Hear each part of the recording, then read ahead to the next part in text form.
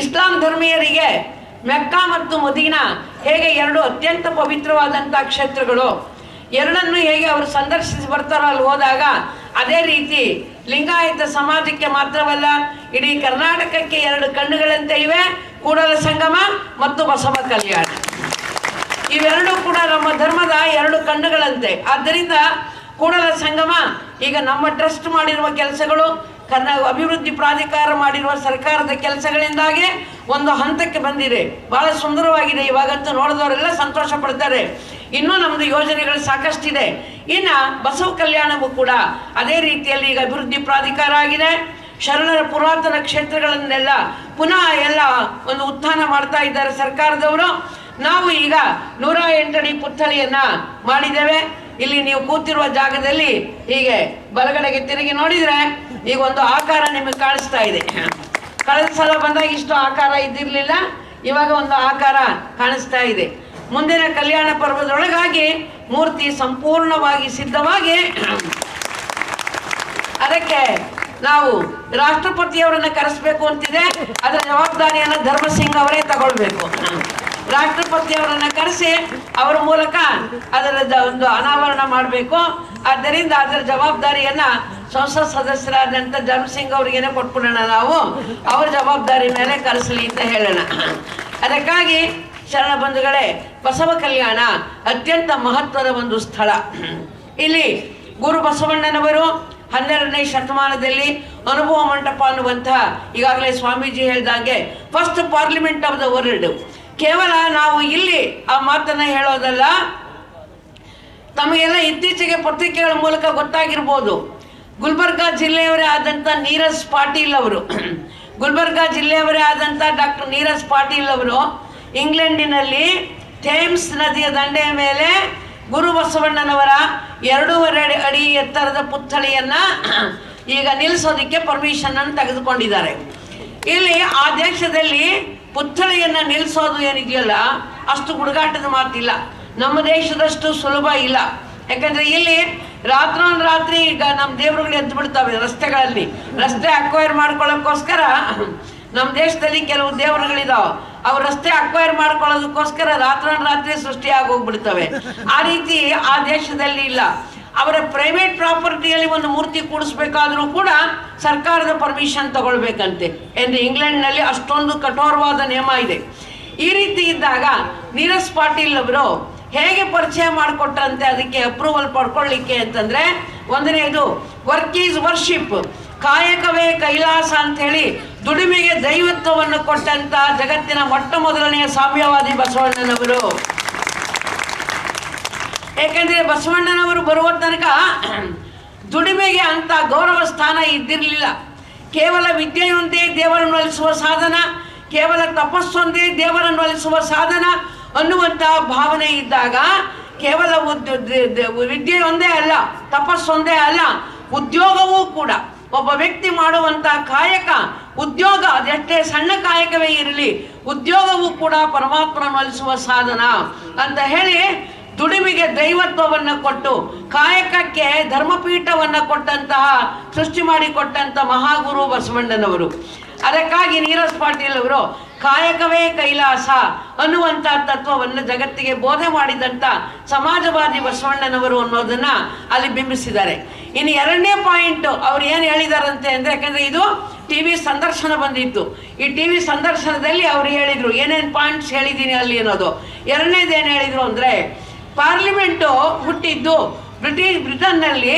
ಇಂಗ್ಲೆಂಡೇ ಪಾರ್ಲಿಮೆಂಟಿನ ಈ ಒಂದು ಕಲ್ಪನೆ ಏನಿದೆಯೋ ಪರಿಕಲ್ಪನೆ, ಪಾರ್ಲಿಮೆಂಟ್ ಪ್ರಜಾಪ್ರಭುತ್ವದ ಜೀವಾಳ, ಇದರ ಪರಿಕಲ್ಪನೆಯನ್ನು ಕೊಟ್ಟದ್ದು ಇಂಗ್ಲೆಂಡ್ ಅನ್ನುವಂಥ ಭಾವನೆ ಎಲ್ಲರಿಗೂ ಇದೆ. ಆದರೆ ಮೊಟ್ಟ ಮೊದಲ ಪಾರ್ಲಿಮೆಂಟ್ ಆಗಿದ್ದು ಬಸವ ಕಲ್ಯಾಣದಲ್ಲಿ ಬಸವಣ್ಣನವರಿಂದ ಅಂತ ಹೇಳಿ ಅದನ್ನು ಅವರು ಆ ಸಮಿತಿ, ಅದೇನು ಮೂರ್ತಿಗಳನ್ನು ಪ್ರತಿಷ್ಠಾಪನೆ ಮಾಡುವ ಸಮಿತಿ ಇದೆಯೋ ಅಲ್ಲಿಗೆ ಕೊಡುವಾಗ ವರದಿಯಲ್ಲಿ ಈ ರೀತಿ ಕೊಟ್ಟಿದ್ದಾರಂತೆ. ಅಂದರೆ ನಾವು ನಿಮ್ಮ ಮುಂದೆ ಹೇಳೋದು ಅಷ್ಟೇ ಅಲ್ಲ, ಅನುಭವ ಮಂಟಪ ಅನ್ನೋದು first parliament of the world ಅಂತ ನಿಮ್ಮ ಮುಂದೆ ಹೇಳೋದು ಅಷ್ಟೇ ಅಲ್ಲ, ಈಗಾಗಲೇ ನೀರಜ್ ಪಾಟೀಲ್ ಅವರು ಇಂಗ್ಲೆಂಡಿನಲ್ಲೇ ಹೇಳ್ಬಿಟ್ಟಿದ್ದಾರೆ ಅಂತಂದಾಗ ನಮಗೆ ಭಾಳ ಹಿಗ್ಗಂತ ಅನಿಸ್ತಾ ಇದೆ. ಅಂದಾಗ ಇಂಥ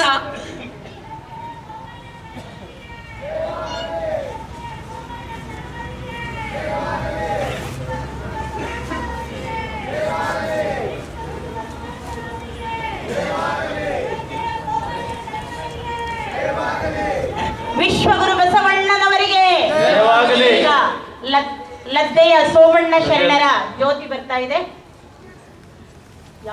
ಲಾದಾದಿಂದ ಲದ್ದೆಯ ಸೋಮಣ್ಣ ಶರಣರ ಜ್ಯೋತಿಯನ್ನು ಹೊತ್ತು ಅಲ್ಲಿನ ಶರಣರು ಆಗಮಿಸ್ತಾ ಇದ್ದಾರೆ.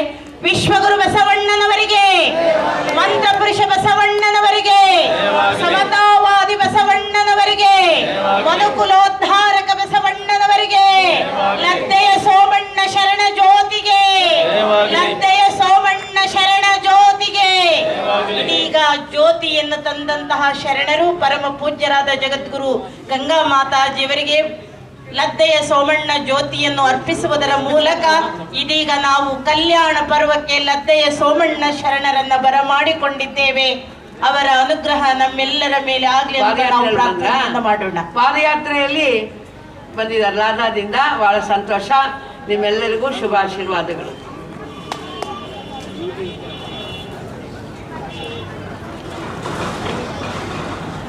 ಕೂತ್ಕೊಳ್ರಿ, ಎಲ್ಲ ಆಮೇಲೆ ಮಾಡಿರಂತೆ.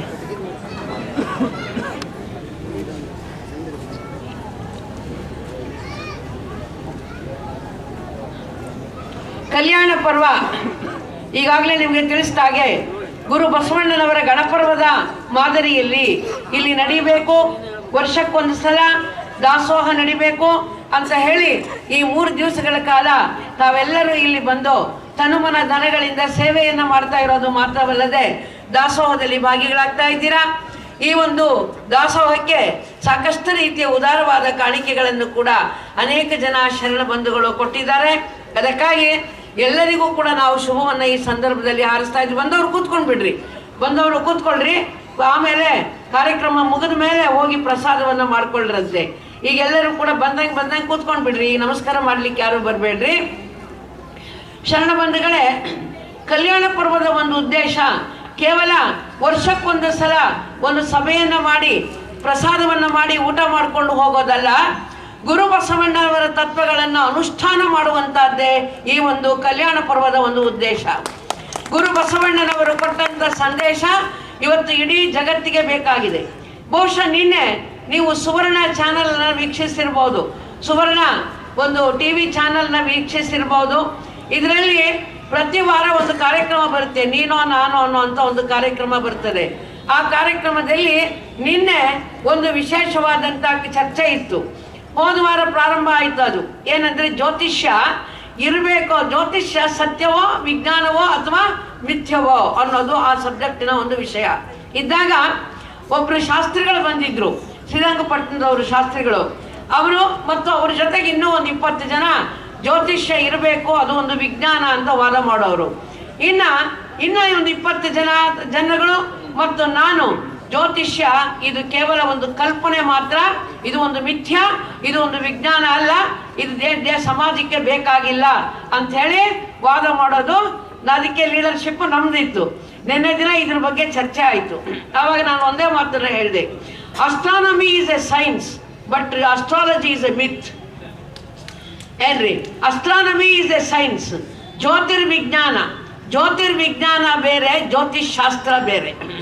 ಜ್ಯೋತಿರ್ವಿಜ್ಞಾನ ಅನ್ನೋದು ಒಂದು ವಿಜ್ಞಾನ. ಇವತ್ತು ಬ್ರಹ್ಮಾಂಡ, ತಾರಾಪಥ, ಅಲ್ಲಿರುವ ಉಲ್ಕೆಗಳು, ನಕ್ಷತ್ರಗಳು, ಗ್ರಹಗಳು ಇವೆಲ್ಲವೂ ಕೂಡ ಸಂಚಾರ ಮಾಡ್ತಾ ಇದ್ದಾವೆ. ಚಂದ್ರ ಅನ್ನೋದು ಒಂದು ಗ್ರಹ, ಸೂರ್ಯ ಅನ್ನೋದೊಂದು ಉರಿಯುವ ಗೋಲ. ಇದೆಲ್ಲವನ್ನ ಇವತ್ತು ವಿಜ್ಞಾನ ನಮಗೆ ಕರಗತ ಮಾಡಿಕೊಟ್ಟಿದೆ. ಏನು, ವಿಜ್ಞಾನದ ಬಲದಿಂದ ಇವೆಲ್ಲವೂ ಕೂಡ ಜಗತ್ತಿನಲ್ಲಿ ಕೆಲಸ ಮಾಡ್ತಾ ಇದ್ದಾವೆ ಅನ್ನೋದನ್ನು ನಾವು ನೋಡಿದ್ದೀವಿ. ಈ ಪೃಥ್ವಿಯಲ್ಲಿ ಜೀವರಾಶಿ ಇದೆ, ಮಂಗಳದಲ್ಲಿ ಇನ್ನೂ ಜೀವರಾಶಿ ಉತ್ಪತ್ತಿಯಾಗಿಲ್ಲ. ಹೀಗೆಲ್ಲ ಸಾಕಷ್ಟು ವಿಜ್ಞಾನ ನಮಗೆ ಬೋಧನೆ ಮಾಡಿದೆ. ಆದರೆ ಇಲ್ಲದ ಗ್ರಹಗಳನ್ನು ಕಲ್ಪನೆ ಮಾಡಿಕೊಂಡು ಮಂಗಳ ಅನ್ನೋದೊಂದು ಗ್ರಹ, ಬುಧ ಅನ್ನೋದೊಂದು ಗ್ರಹ, ಚಂದ್ರ ಅನ್ನೋದೊಂದು ಗ್ರಹ ಅಂತೇಳಿ ಗ್ರಹಗಳನ್ನು ಕಲ್ಪನೆ ಮಾಡಿಕೊಂಡು ಇವುಗಳ ಆಧಾರದ ಮೇಲೆ ನಾವು ಜಾತಕ ಬರಿತೀವಿ ಅಂತ ಹೇಳೋದು. ಆಮೇಲೆ ಇಂಥಗಳಿಗೆ ಕೆಟ್ಟಗಳಿಗೆ, ಇಂಥಗಳಿಗೆ ಒಳ್ಳೆಗಳಿಗೆ ಎಂಥ ಹಾಸ್ಯಾಸ್ಪದವಾದದ್ದು. ನಾನು ಅದನ್ನ ನೆನ್ನೆ ಹೇಳಿದೆ. ಅಲ್ಲಿ ಎಷ್ಟೆಷ್ಟು ಕೊಟ್ಟರೋ ಗೊತ್ತಾಗ್ಲಿಲ್ಲ, ಯಾಕಂದ್ರೆ ನಾವು ಇಲ್ಲಿ ಟಿವಿ ನೋಡ್ಲಿಕ್ಕೆ ನಮ್ಮಲ್ಲಿ ಇದಿರ್ಲಿಲ್ಲ, ಹೀಗಾಗಿ ನಾವು ನೋಡ್ಲಿಲ್ಲ. ಊರಲ್ಲಿ ನೋಡಿದ್ವಿ ಕೆಲವರೆಲ್ಲ. ಏನಪ್ಪ, ಕಾಲ ಅನ್ನೋದೊಂದು ಪ್ರವಾಹ, ತನ್ಪಾಡಿಗೆ ತಾನು ಕಾಲ ಅದು ಒಂದು ಹೋಗ್ತಾ ಇದೆ. ಈ ಕಾಲದಲ್ಲಿ ಮನುಷ್ಯ ತನ್ನ ಅನುಕೂಲತೆಗೆ ಅನುಗುಣವಾಗಿ ಈಗ ಪೃಥ್ವಿಯ ಮೇಲೆ ಹುಣ್ಣಿಮೆ ಅಮಾವಾಸ್ಯೆ ಏನಿದೆಯಲ್ಲ, ಇವು 30 ದಿನಗಳಿಗೆ ಒಂದು ಸಲ ಬರ್ತವೆ. ಇವನ್ 28 ದಿನ ಆದ್ಮೇಲೆ 15ನೇ ದಿನಕ್ಕೆ 30 ದಿನಗಳಿಗೊಮ್ಮೆ ಬರ್ತಾ ಇರೋದ್ರಿಂದ ಹುಣ್ಣಿಮೆ ಅಮಾವಾಸ್ಯೆಗಳನ್ನೇ ತನ್ನ ಗಡಿಯಾರಗಳನ್ನಾಗಿ ಇಟ್ಟುಕೊಂಡು ಹಿಂದಿನ ಕಾಲದ ಮನುಷ್ಯ ಕೆಲವೊಂದು ಕಾರ್ಯಕ್ರಮಗಳನ್ನು ರೂಪಿಸ್ಕೊಂಡ. ಅಂದಾಗ ಹುಣ್ಣಿಮೆ ಅಮಾವಾಸ್ಯೆ ಅಂದ್ರೇನೆ ಭಯ ಪಡುವಂತಹದ್ದು. ಆಮೇಲೆ ಜೊತೆಗೆ ಇದು ರಾಹುಕಾಲ, ಇದು ಗುಳಿಕ ಕಾಲ, ಇದು ಯಮಗಂಡಕ ಕಾಲ. ಈ ಕಾಲದಲ್ಲಿ ಅದನ್ನು ಮಾಡಬಾರ್ದು. ಇದನ್ನು ಯಾರು ನೋಡಿದವರು ಅಂತ, ನೋಡಿದವರು ಯಾರು? ಇಲ್ಲಿ ಕೂತ್ಕೊಂಡು ಇವರು ಯಾರೋ ಕೂತ್ಕೊಂಡು ಬರೆದಂಥ ಪಂಚಾಂಗಗಳನ್ನು ಇಟ್ಕೊಂಡು ಇವತ್ತು ಎಷ್ಟು ಜನ ಅಜ್ಞಾನಿಗಳಾಗ್ತಾ ಇದ್ದಾರೆ. ಈ ವಾಸ್ತು ಅನ್ನುವಂಥ ಒಂದು ಕೆಟ್ಟ ಪೀಡೆ ಇತ್ತೀಚೆಗೆ ಬಂತು. ಸುಮಾರು 30 ವರ್ಷಗಳ ಹಿಂದೆ ಇದ್ದಿರಲಿಲ್ಲ ಏನ್ರಿ, 30 ವರ್ಷಗಳ ಹಿಂದೆ ಇರಲಿಲ್ಲ. ಇತ್ತೀಚೆಗೆ ಈ ವಾಸ್ತು ಅನ್ನುವಂಥದ್ದು ಬಂದು ಏನು ಅವಾಂತರ ಎಬ್ಬಿಸ್ತಾ ಇದ್ದಾರೆ ಅಂತಂದ್ರೆ, ಆ ಬಾಗಿಲು ಸರಿ ಇಲ್ಲ, ಇದನ್ನ ಕಿತ್ತ ಆ ಕಡೆಗೆ ಇಡ್ರಿ, ಈ ಕಡೆ ಕಿತ್ತ ಈ ಕಡೆ ಇಡ್ರಿ, ಆ ರೂಮ್ ಕೆಡವಿಸ್ರಿ, ಈ ಬಿಲ್ಡಿಂಗ್ ಕೆಡವಿಸ್ರಿ. ಕೆಲವರು ಮೂರ್ಖ ಶ್ರೀಮಂತರುಗಳು ದೊಡ್ಡ ದೊಡ್ಡ ಬಿಲ್ಡಿಂಗ್ಗಳನ್ನೇ ಕೆಡಿಸಿರುವಂಥದ್ದನ್ನು ಕೇಳ್ತಾ ಇದ್ದೀವಿ ನಾವು ಏನ್ರಿ. ಬೆಂಗಳೂರಿನಲ್ಲಿ ಒಬ್ರು ಕೋಟ್ಯಾಧೀಶರು ಈ ವಾಸ್ತು ಜನಗಳ ಮಾತು ಕೇಳ್ಕೊಂಡು ಒಂದು ದೊಡ್ಡ ಕೋಟಿಗಟ್ಟಲೆ ಬೆಲೆ ಬಾಳೋ ಬಿಲ್ಡಿಂಗ್ ಅನ್ನು ಕೆಡಿಸಿದ್ರಂತೆ. ಅದೇನೋ ಕೆಟ್ಟದ್ದಾಗಿದೆ. ಅದು ಕೆಡವಿಸಿ ಮತ್ತೆ ಒಂದೇ ತಿಂಗಳಲ್ಲೇ ಅವ್ರು ಸತ್ತೇ ಹೋದ್ರಂತೆ, ಏನೋ ಆಗಿ. ಎಷ್ಟು ಮೂರ್ಖತನ ಇದು ನೋಡಿದ್ರಿ. ಈ ವಾಸ್ತು ಅದು ವಸ್ತು ಅನ್ನುವ ಪದದಿಂದ ವಾಸ್ತು ಅನ್ನುವ ಶಬ್ದ ಹುಟ್ಟಿದೆ. ವಸ್ತು ಅಂದ್ರೆ ದಟ್ ವಿಚ್ ಎಕ್ಸಿಸ್ಟ್, ಯಾವುದು ಇದೆಯೋ ಅದು. ಯಾವುದು ಇದೆ ಅಂದ್ರೆ ದೇಹದಲ್ಲಿ ಆತ್ಮರೂಪದಲ್ಲಿ ಇದೆ ವಸ್ತು, ಬ್ರಹ್ಮಾಂಡದಲ್ಲಿ ಪರಮಾತ್ಮ ರೂಪದಲ್ಲಿ ಇದೆ ವಸ್ತು. ಇವೆರಡೇ ಸತ್ಯ. ತಿಳ್ಕೊಳ್ತೀರಾ ಸ್ವಲ್ಪ? ಬ್ರಹ್ಮಾಂಡದಲ್ಲಿ ನಿತ್ಯ ಸತ್ಯವಾಗಿ ಸಚ್ಚಿದಾನಂದ ನಿತ್ಯ ಪರಿಪೂರ್ಣವಾಗಿ ಒಬ್ಬನೇ ಪರಮಾತ್ಮನಿದ್ದಾನೆ. ಆ ಪರಮಾತ್ಮನೊಬ್ಬನೇ ನಿತ್ಯ ಸತ್ಯ, ಇಟರ್ನಲ್ ಟ್ರೂತ್. ಅದು ಬ್ರಹ್ಮಾಂಡದಲ್ಲಿರುವ ವಸ್ತು. ಇನ್ನು ಶರೀರದಲ್ಲಿ ಒಂದು ಚೈತನ್ಯ ಇದೆ, ಅದು ಪರಮಾತ್ಮನ ಒಂದು ಅಂಶವಾಗಿರುವ ಚೈತನ್ಯ. ಪರಮಾತ್ಮನ ಅಂಶವಾಗಿರುವ ಚೈತನ್ಯವೇ ಆತ್ಮ. ಅದಕ್ಕಾಗಿ ಕೆಲವು ಸಲ ಕೆಲವು ಕಡೆ ಏನಿದೆ ಅಂದ್ರೆ, ಯಾರಾದ್ರೂ ಸಾಯ್ತಾರಲ್ಲ, ಸತ್ತಾಗ ಏನ್ ಹೇಳ್ತಾರೆ ಅಂದ್ರೆ ವಸ್ತು ಹೋಯಿತು ಅಂತ ಹೇಳ್ತಾರೆ. ಕೇಳಿದ್ದೀರಾ? ನಿಮ್ ಕಡೆ ಏನಾಯ್ತೋ ಗೊತ್ತಿಲ್ಲ. ಕೆಲವು ಕಡೆ ದೀಪ ಆರ್ತು ಅಂತಾರೆ, ಒಂದು ಸಾಂಕೇತಿಕ ಶಬ್ದ, ದೀಪ ಆರ್ತು ಅಂತಾರೆ. ಇನ್ನು ಕೆಲವು ಕಡೆಯಲ್ಲಿ ವಸ್ತು ಹೋಯಿತು ಅಂತಾರೆ. ಅಂದ್ರೆ ದೇಹದಲ್ಲಿ ಅತಿ ಮುಖ್ಯವಾಗಿರುವ ವಸ್ತು ಯಾವುದು? ಆತ್ಮ. ಆ ಆತ್ಮ ಅನ್ನುವ ವಸ್ತು ಹೋಗ್ತಿದ್ದಂತೆನೆ ದೇಹ ನಿಷ್ಪ್ರಯೋಜಕ ಆಗೋಗ್ಬಿಡುತ್ತೆ. ಈಗ ಒಂದು ಕ್ಯಾಶ್ ಬ್ಯಾಗ್ ಇರುತ್ತೆ, ಕ್ಯಾಶ್ ಬ್ಯಾಗ್ ನಲ್ಲಿ ನೀವು 1 ಲಕ್ಷ ರೂಪಾಯಿ ದುಡ್ಡು ಇಟ್ಕೊಂಡಿರ್ತೀರಾ ಅಂತ ತಿಳ್ಕೊಳ್ಳಿ. ನೀವು ಆ 1 ಲಕ್ಷ ರೂಪಾಯಿ ತಗೊಂಡು ಟ್ರೆಸರಿ ಒಳಗೆ ಇಟ್ಬಿಟ್ರೆ ಅಥವಾ ಬ್ಯಾಂಕಿಗೆ ಕಟ್ಟಿಬಿಟ್ರೆ ನೀವು ಕ್ಯಾಶ್ ಬ್ಯಾಗ್ ಕಡೆ ಗಮನ ಕೊಡಲ್ಲ, ಅದನ್ನ ಎಲ್ಲಿ ಬೇಕಾದ್ರೂ ಇಡ್ತೀರಿ. ಒಳಗಡೆ ಕ್ಯಾಶ್ ಇರೋ ತನಕ ಏನ್ ಮಾಡ್ತೀರಿ? ಬ್ಯಾಗಿನ ಬಗ್ಗೆ ಭಾರಿ ಭದ್ರ ಮಾಡ್ತಾ ಇರ್ತೀರಿ. ಹಾಗೆ ಈ ದೇಹ ಅನ್ನೋ ಚೀಲದಲ್ಲಿ, ಕ್ಯಾಶ್ ಬ್ಯಾಗ್ ನಲ್ಲಿ ಆತ್ಮ ಅನ್ನುವಂತ ಕ್ಯಾಶ್ ಎಲ್ಲಿ ತನಕ ಇರುತ್ತೋ ಅಲ್ಲಿ ತನಕ ಎಲ್ಲ ಜೋಪಾನ ಮಾಡೋದು. ಇದನ್ನ ಯಾವಾಗ ಆತ್ಮ ಅನ್ನೋ ಕ್ಯಾಶ್ ದೇವ್ರ ಹತ್ರ ಜಮಾ ಆಯ್ತೋ ಆಗ ಈ ದೇಹನ ಏನ್ ಮಾಡ್ತಾರೆ? ಇಲ್ಲ ಸುಟ್ಟು ಬಿಡ್ತಾರೆ, ಇಲ್ಲ ಮಣ್ಣಲ್ಲಿ ಹಾಕ್ಬಿಡ್ತಾರೆ. ಹೌದಲ್ಲ? ಅಂದಾಗ ನಿತ್ಯ ಸತ್ಯವಾದದ್ದು ಇಲ್ಲಿ ಆತ್ಮ, ಈ ಬ್ರಹ್ಮಾಂಡದಲ್ಲಿ ಪರಮ ಆತ್ಮ. ಇದನ್ನು ಬಿಟ್ಟು ಇನ್ನು ಯಾವುದೂ ಇಲ್ಲ ಅಂದಾಗ ಅದು ವಾಸ್ತು. ಅಂದ್ರೆ ಪರಮಾತ್ಮ ವಿಜ್ಞಾನದ ಮೇಲೆ ನಾವು ಸೈಟ್ ಹೆಂಗಿರುತ್ತೆ, ಗಾಳಿ ಬೆಳಕು ಚೆನ್ನಾಗಿ ಬರಬೇಕು, ಮನೆ ಒಳಗೆ ಯಾವಾಗಲೂ ಗಾಳಿ ಆಡ್ತಾ ಇರಬೇಕು, ಬೆಳಕು ಬೀಳ್ತಾ ಇರಬೇಕು. ಆ ರೀತಿಯಾಗಿ ಸೂರ್ಯನ ಬಿಸಿಲು ಸರಿಯಾದ ರೀತಿಯಲ್ಲಿ ಒಳಗಡೆ ಬರೋ ರೀತಿಯಲ್ಲಿ ಮನೆಯನ್ನ ಕಟ್ಕೋಬೇಕೇ ಹೊರತು ಅದು ದೇವ್ರ ದಿಕ್ಕು, ಅಲ್ಲಿ ಲೆಟ್ರನ್ ಇರಬಾರ್ದು ಅಂತ. ಒಂದ್ಸಲ ಒಬ್ರು ಪುರೋಹಿತರು ಒಬ್ರು ಮನೆಗೆ ಬಂದ್ರು. ಒಬ್ರು ಮನೆಗೆ ಬಂದು, ಏನ್ರಿ ನೀವು ಮನೆ ಹೆಂಗ್ ಕಟ್ಟಿಸ್ಬಿಟ್ಟಿದ್ದೀರಲ್ಲ, ಇದು ದೇವ್ರ ದಿಕ್ಕು, ಈ ದೇವ್ರ ದಿಕ್ಕಿನಲ್ಲಿ ಅಟ್ಯಾಚ್ಡ್ ಬಾತ್ರೂಮ್ ಇರೋ ರೂಮ್ ಕಟ್ಟಿದ್ದೀರಾ, ನಿಮ್ಮ ಮಗ ಇಲ್ಲಿ ಇರ್ತಾನೆ, ಇದು ಸರಿಯಲ್ಲ, ಇದು ಒಳ್ಳೇದಲ್ಲ. ಅವಾಗ ಅವ್ರ ಹೆಂಡತಿ ನಮ್ಮ ಹತ್ರ ಪ್ರವಚನ ಕೇಳಿ ಕೇಳಿ ಟ್ರೈನಿಂಗ್ ಆಗಿತ್ತು. ಅವಾಗ ಅವ್ರೊಂದು ಪ್ರಶ್ನೆ ಕೇಳಿದ್ರಂತೆ, ಹಾಗಾದ್ರೆ ಶಾಸ್ತ್ರಿಗಳೇ ಅದು ದೇವ್ರ ದಿಕ್ಕು ಅಂದ್ರಲ್ಲ, ದೇವ್ರು ಇಲ್ದೇ ಇರೋ ದಿಕ್ಕು ಯಾವುದು ತೋರಿಸ್ರಿ ಅಂತ ಹೇಳಿದ್ಲಂತೆ. ದೇವ್ರು ಇಲ್ದೇ ಇರೋ ದಿಕ್ಕು ಯಾವುದು ಹೇಳ್ರಿ ಅಂದಾಗ ಅವ್ರಿಗೆ ಮಾತಾಡಕ್ಕೆ ಬರ್ಲಿಲ್ಲ ಅಂತೆ. ಏನ್ರಿ ಅವ್ರಿಗೆ ಮಾತಾಡಕ್ಕೆ ಬರ್ಲಿಲ್ಲ. ನೆನೆ ದಿನ ವಾದ ಮಾಡ್ತಾ ಒಬ್ಬ ಹೆಣ್ಮಗಳು, ಆಕೆ ಅಡ್ವೊಕೇಟ್ ಅಂತ ಹೇಳ್ತಾಳೆ, ಈ ಜಗತ್ತೆಲ್ಲವೂ ಗ್ರಹಗಳ ಅಧೀನ ಅಂದ್ಲು. ನಾನು ಹೇಳ್ದೆ ಇದು ಸುಳ್ಳು, ಗ್ರಹಗಳ ಅಧೀನ ಅಲ್ಲ. ಪರಮಾತ್ಮ ಅನ್ನುವುದು ಆತ್ಯಂತಿಕ ಶಕ್ತಿ. ಪರಮಾತ್ಮನ ಅಧೀನದಲ್ಲಿ ಈ ಗೋಲಗಳು ಗ್ರಹಗಳು ತಿರುಗ್ತಾ ಇದ್ದಾವೆ ಹೊರತು ಗ್ರಹಗಳ ಅಧೀನದಲ್ಲಿ ದೇವರಿದ್ದಾನೆ ಎಲ್ಲಾದ್ರೂ ಅಂತ ಅಂದಾಗ, ಈ ರೀತಿಯಾಗಿ ಜ್ಯೋತಿಷ್ಯವನ್ನ ನಂಬಿಕೊಂಡು ಅನೇಕ ಜನ ಹಾಳಾಗ್ತಾ ಇದ್ದಾರೆ. ಏನ್ರಿ ಅದು ಕೇವಲ ಒಂದು ವಾಸ್ತವಿಕವಾದಂಥ ವಿಜ್ಞಾನ ಅಲ್ಲ. ಅದಕ್ಕಾಗಿ ನಾನು ಹೇಳಿದೆ ವೈಜ್ಞಾನಿಕ ಭವಿಷ್ಯ ಅಂತ ನೀವು ಹೇಳ್ತೀರಿ ಕೆಲವರು. ವೈಜ್ಞಾನಿಕ ಭವಿಷ್ಯ ಅನ್ನೋದೇನೆ ತಪ್ಪು. ಯಾಕಂದ್ರೆ ಭವಿಷ್ಯ ವಿಜ್ಞಾನಕ್ಕೆ ವಿರುದ್ಧವಾದದ್ದು. ಅಂದಾಗ ವೈಜ್ಞಾನಿಕ ಭವಿಷ್ಯ ಅಂತೇಳಿ ಕಂಪ್ಯೂಟರ್ನಲ್ಲಿ ರೆಕಾರ್ಡ್ ಮಾಡಿ ಹೇಳಿದ ಮಾತ್ರಕ್ಕೆ ವೈಜ್ಞಾನಿಕ ಆಗುತ್ತಾ? ವಿಜ್ಞಾನಕ್ಕೆ ವಿರೋಧಿಯಾದದ್ದು ಭವಿಷ್ಯ. ಭವಿಷ್ಯ ಏನು ಮಾಡ್ತದೆ? ಮನುಷ್ಯನನ್ನು ದುರ್ಬಲನನ್ನಾಗಿ ಮಾಡ್ತದೆ. ಎಲ್ಲದಕ್ಕೂ ಹೆದರ್ಕೊಳ್ಳೋದು, ಎಲ್ಲದಕ್ಕೂ ಭಯ ಪಡೋದು. ಯಾಕೆ? ನಾವು ಸರ್ವಶಕ್ತನಾದಂಥ ಪರಮಾತ್ಮನನ್ನು ನಂಬಿದ ಮೇಲೆ ಏನಕ್ಕಾಗಿ ಭಯ ಪಡಬೇಕು? ಎಲ್ಲ ಅವನ ಇಚ್ಛೆಯಂತೆ ನಡೀತದೆ. ತೇನವಿನ ತೃಣಾಗ್ರಮಪ್ಪಿನ ಚಲತಿ, ಪರಮಾತ್ಮನ ಆಜ್ಞೆ ಇಲ್ಲದೆ ಒಂದು ಹುಲ್ಲು ಕಡ್ಡಿಯೂ ಕೂಡ ಅಲ್ಲಾಡುವುದಿಲ್ಲ. ಹೀಗೆ ಬಸವಣ್ಣನವರು ಅದಕ್ಕಾಗಿ ಹೇಳಿದ್ರು, ಎಮ್ಮವರು ಬೆಸಗೊಂಡರೆ ಶುಭ ಲಗ್ನವೆನ್ನಿರಯ್ಯ, ರಾಶಿ ಕೂಟ ಗಣ ಸಂಬಂಧ ಉಂಟೆಂದು ಹೇಳಿರಯ್ಯ, ಚಂದ್ರಬಲ ತಾರಾಬಲ ಉಂಟೆಂದು ಹೇಳಿರಯ್ಯ, ನಾಳಿನ ದಿನಕ್ಕೆ ಇಂದಿನ ದಿನ ಲೇಸೆಂದು ಹೇಳಿರಯ್ಯ, ಲಿಂಗದೇವನ ಪೂಜಿಸಿದ ಫಲ ನಿಮ್ಮದಯ್ಯ. ನೋಡಿದ್ರಿ, ಇಷ್ಟು ಧೈರ್ಯವನ್ನು ತುಂಬುತ್ತಾರೆ. ಅದಕ್ಕಾಗಿ ಇವತ್ತು ಬಸವಣ್ಣನವರು ಕೊಟ್ಟಿರುವ ಧರ್ಮ ವೈಜ್ಞಾನಿಕ ಧರ್ಮ ಏನ್ರಿ, ಮೋಸ್ಟ್ ರ್ಯಾಷನಲ್ ರಿಲಿಜಿಯನ್, ಅತ್ಯಂತ ಪ್ರಗತಿಪರವಾದ ವೈಜ್ಞಾನಿಕವಾದಂಥ ಧರ್ಮ. 21ನೇ ಶತಮಾನ ಅಲ್ಲ, 22ನೇ ಶತಮಾನಕ್ಕೆ ಹೋದರೂ ಕೂಡ ಬಸವಣ್ಣನವರು ವಿಜ್ಞಾನದ ಜೊತೆಗೆ ದಾಪುಗಾಲನ್ನು ಹಾಕುವಷ್ಟು ಪ್ರಗತಿಪರವಾದಂಥ ಮನೋಭಾವವನ್ನು ಹೊಂದಿದ್ದಾರೆ ಅನ್ನೋದನ್ನು ನಾವು ಕಾಣ್ತಾ ಇದ್ದೇವೆ. ಅದಕ್ಕಾಗಿ ಕಲ್ಯಾಣ ಪರ್ವ, ಶರಣ ಮೇಳಗಳ ಮುಖಾಂತರವಾಗಿ ನಾವು ಗುರು ಬಸವಣ್ಣನವರ ವಿಚಾರಧಾರೆಯನ್ನು ಜನಗಳಲ್ಲಿ ಬಿಂಬಿಸಿ ಶತಮಾನಗಳ ಕಾಲದಿಂದ ತುಂಬಿರುವಂಥ ಮೂಢನಂಬಿಕೆಗಳು ಅನ್ನೋ ಕೊಳೆಯನ್ನು ತೊಳೆದು ಏನ್ರಿ ಅಲ್ಲಿ ವೈಚಾರಿಕತೆಯ ಬೆಳಕನ್ನದು. ಇದು ಹೆಂಗಪ್ಪ ಅಂತಂದ್ರೆ ಸರ್ವಿಸ್ ಸ್ಟೇಷನ್ಗಳಿದ್ದ ಹಾಗೆ. ನಮ್ಮ ಕಲ್ಯಾಣ ಪರ್ವ ಶರಣ ಮೇಳ ಹೆಂಗ್ರಿ ಅಂದ್ರೆ ಸರ್ವಿಸ್ ಸ್ಟೇಷನ್ ಇದ್ದ ಹಾಗೆ. ನೋಡಿ, ನೀವೇನ್ ಮಾಡ್ತೀರಿ, 2 ವೀಲರೇ ಇರಲಿ 4 ವೀಲರೇ ಇರಲಿ, ಒಂದಷ್ಟು ದೂರ ಓಡಿಸಿದ ಮೇಲೆ ಏನ್ ಮಾಡ್ತೀರಿ, ತಗೊಂಡೋಗಿ ಸರ್ವಿಸಿಗೆ ಕೊಡ್ತೀರಿ ಗಾಡಿನ. ಸರ್ವಿಸಿಗೆ ಕೊಟ್ಟಾಗ ಅವ್ರೇನ್ ಮಾಡ್ತಾರೆ, ಎತ್ತರವಾದ ಜಾಗದಲ್ಲಿ ನಿಲ್ಲಿಸ್ಬಿಟ್ಟು ಪೈಪ್ ತಗೊಂಡು ನೀರು ಬಿಡ್ತಾರೆ. ಅದಕ್ಕೆಲ್ಲ ಮಣ್ಣಿನ ಹೆಂಟೆ ಕೆಸರು ಹತ್ಕೊಂಡಿರುತ್ತೆ, ಅದೆಲ್ಲ ಕೆಳಗೆ ಬೀಳುತ್ತೆ. ಬಿದ್ಮೇಲೆ ಚೆನ್ನಾಗಿ ಎಲ್ಲ ತೊಳಿತಾರೆ. ಆಮೇಲೆ ಅಲ್ಲಿ ಬಹಳ ದಿವಸಗಳ ಹಿಂದೆ ಹಾಕಿರೋ ಆಯಿಲ್ ಎಲ್ಲ ಗಟ್ಟಿಯಾಗಿ ಹೋಗಿರುತ್ತೆ.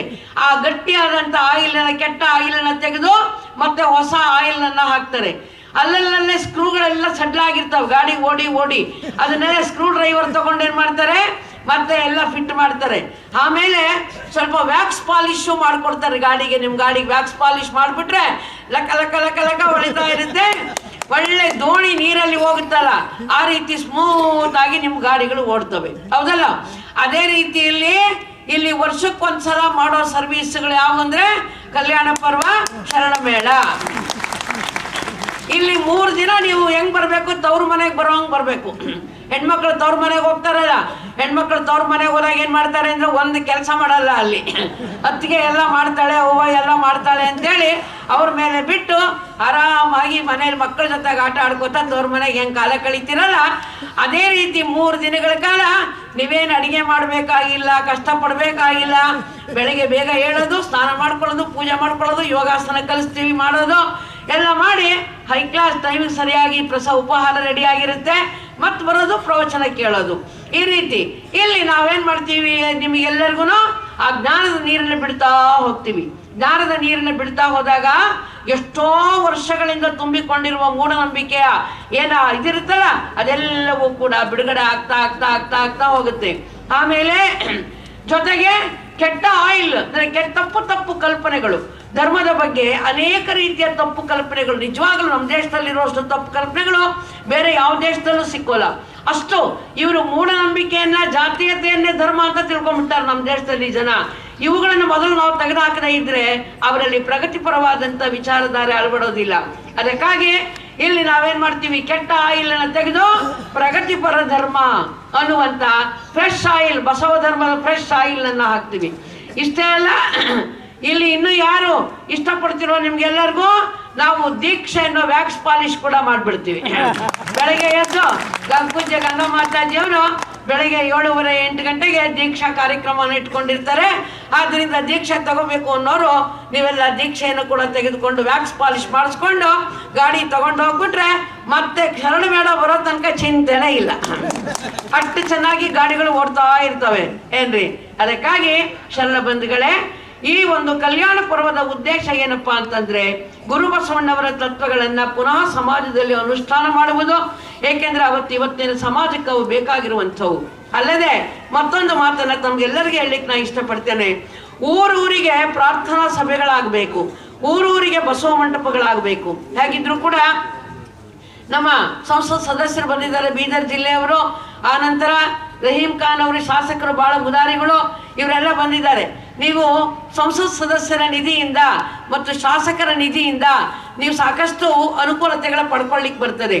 ಊರೂರಿಗೆ ಒಂದೊಂದು ಬಸವ ಮಂಟಪಗಳನ್ನು ಮಾಡಿ ಜನಗಳನ್ನು ಅಲ್ಲಿ ಎಲ್ಲ ಬರಮಾಡ್ಕೊಳ್ರಿ. ಯಾಕಂದರೆ ಇವತ್ತು ಸರ್ಕಾರ ಎಷ್ಟೇ ಯೋಜನೆಗಳನ್ನು ಹಾಕಿ ಬಡವರಿಗೋಸ್ಕರ ಅಂತೇಳಿ ಏನೇ ಅನುಕೂಲತೆಗಳು ಕೊಟ್ಟರೂ ಕೂಡ ಕುಡುಕತನ ಅನ್ನುವಂಥದ್ದು ವಿಪರೀತ ಆಗೋಗಿದೆ ಹಳ್ಳಿಗಳಲ್ಲಿ.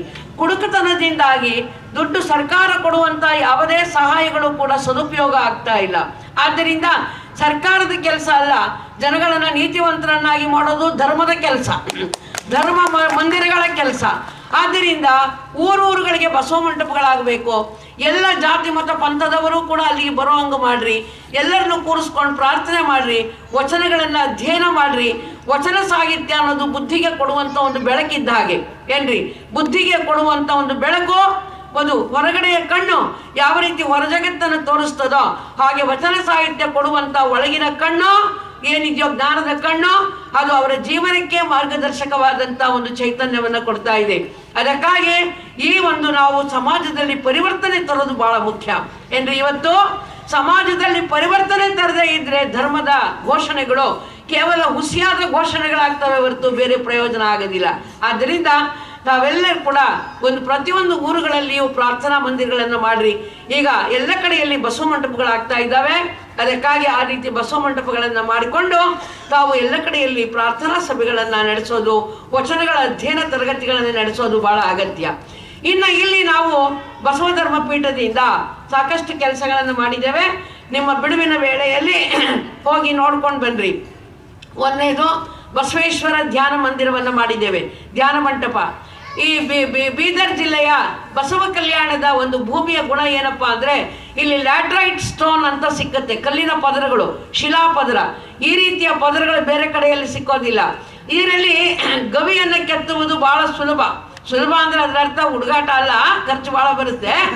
ಆದರೆ ಉಳಿದ ಕಲ್ಲಿನಂತೆ ಅಲ್ಲ, ಇದನ್ನು ಕೆತ್ತೋದು ಬಹಳ ಅನುಕೂಲಕರವಾಗಿ ಕೆತ್ತಬಹುದು. ಅದಕ್ಕಾಗಿ ನಾವು ಬಸವೇಶ್ವರ ಧ್ಯಾನ ಮಂದಿರವನ್ನು ಮಾಡಿದ್ದೇವೆ. ಅದರಲ್ಲಿ ಸಪ್ತ ಗಣಾಧೀಶರ ಮೂರ್ತಿಗಳನ್ನು ಕೂರಿಸಿದ್ದೀವಿ.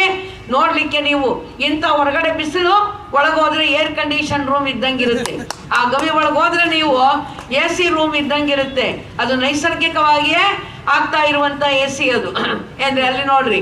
ಆಮೇಲೆ ಅಕ್ಕ ಮಹಾದೇವಿ ಗವಿ ಅಂತ ಮಾಡಿದ್ದೀವಿ, ನೀವು ನೋಡಬೇಕು ಹೋಗಿ. ಇದು ಒಳಗಡೆ ಇದೆ ಎಲ್ಲ ಅಕ್ಕ ಮಹಾದೇವಿ ಗವಿ.